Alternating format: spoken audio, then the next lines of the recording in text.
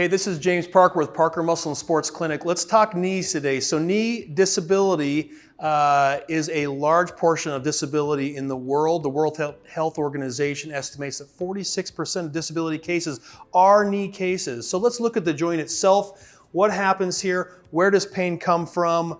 Where do injuries come from, chronic issues? So the knee's a large joint, it's a hinging joint, it hinges, okay? So the quadriceps, the calves, and some other smaller muscles around the knee control that motion.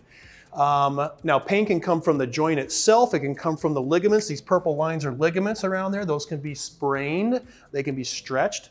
But sometimes what happens is the brain, and this is a brain, makes a connection to these muscles. These muscles don't work like they're supposed to.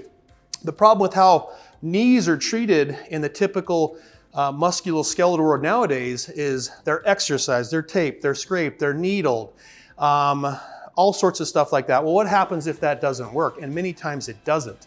Well, that's where we come in. So what we look at is actually the neurologic function of the muscle. Like I said, that brain sends a muscle to the quadriceps.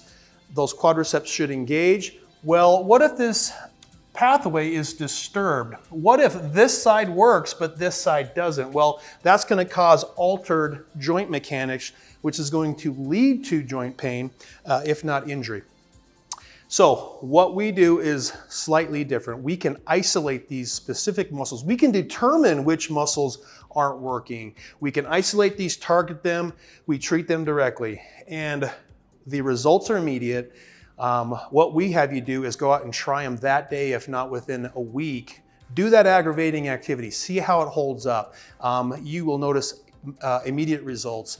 So if you have knee pain, if you've tried the rehabilitation, if you've tried everything you can think of and you're not getting the results, well, you probably have muscle inhibition. Come in, we're going to do a thorough checkup.